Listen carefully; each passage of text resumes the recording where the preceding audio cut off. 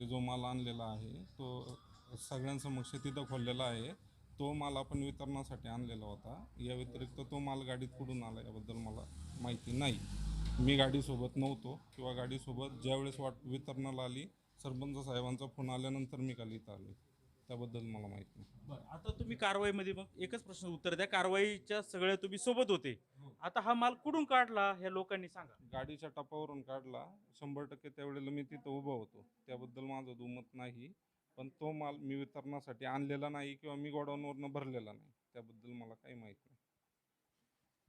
आणि त्यासाठी जे नमुने घेतलेत त्याच्यावरती सरपंच साहेबांचं म्हणणे जोपर्यंत तुम्ही सही करत नाही तोपर्यंत आम्ही इथून जाऊन देणार नाही. तर ते माझ्यावर दबाव आणत आहे. तो दबाव मला मान्य नाही. मी त्याच्यावरती सही करणार नाही कारण तो माल मी वितरणासाठी आणलेला नाही. कोणता माल? जो खराब सोयाबीन गाडीच्या टप्प्यावरून निघाला बाकीचं तर आणलंय ना? बाकीचा सगळा जो माल आलेला आहे त्याला माझे मान्य आहे. आमचं एक म्हणणं आहे. ठीक आहे, झालं. हो, पण तो मी वितरणासाठी आमचं आणलेला एक नाही म्हणणं ना. आहे, टप्पावर वेगळा माल असतो का? मागाशी काय झालं, हरभरे काय म्हटले, मागाशी एक विषय झाला, माझे हरभरे नाही. हरभरे माझे नाही. मग हे जो खराब निघेल त्याला माझं नाही म्हणायचं का? हरभरे तुमचे आहेत का कुणाचे आहेत? कोणचे हरभरे त्यानंतर उतरवल्यानंतर मी सॅम्पल घेतले त्याच्यावरती मी सह्या करायला तयार आहे. त्याबद्दल माझं काय तुमचेच आहेत ना हरभरे? तुम्ही का म्हणालात की हरभरे नाही माहिती? माझं कन्फ्युजन झालं. मी बोललो पण मी आता सर्वांसमोर मान्य करतो की ते माझे आहेत म्हणून. थोड्या वेळाने हे तुम्ही मान्य कराल की ते सोयाबीन पण माझंच आहे आणि मी त्याच्यावर सही करायला तयार आहे. हे मला शब्दात गुंतवण्याचा प्रयत्न करतात किंवा माझ्यावर दबाव आणत आहेत. हे कालपासून ही प्रक्रिया चालू आहे. जर ही प्रक्रिया चालू असताना त्यांनी दबाव आणल्यानंतर मी जर म्हणजे समजा 112ला कॉल केला त्यानंतर त्यांनी सांगितलं का मी तुला बघून घेतो. त्यानंतर आमची शाब्दिक वाचावाच झाली. त्यानंतर त्यांनी हे प्रकरण वैयक्तिक घेतलेलं आहे.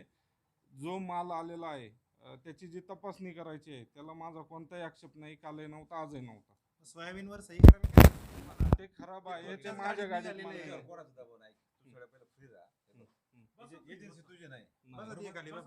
भाऊ सोयाबीन गाडीमध्ये माझ्या आलेलं नाहीये. गाडीतून ते माहित नाही आम्हाला. गाडी सोबत मी इथं नव्हतो. हरकत नाही, तुम्ही चेंज. त्रिमूर्ती एंटरप्राइजेस पुणे. त्याचा कागद आहे का तुमच्याकडे? आहे ना, कोणाशिवार होतो तुमचा? त्रिमूर्ती एंटरप्राइजेस, मनोज शेठ खर्डेकर, मुकुंदनगर पुणे. चला, धन्यवाद. अजून काय बोलायचंय? नाही, ठीक आहे. त्यांनी फक्त माझी विनंती एवढी आहे, त्या सोयाबीनच्या जे सॅम्पल आहेत त्याच्यावर सही मी करणार नाही किंवा त्याबद्दल माझा आक्षेप आहे. त्यांचं म्हणणं असं आहे मी तुला इथून जाऊन देणार नाही.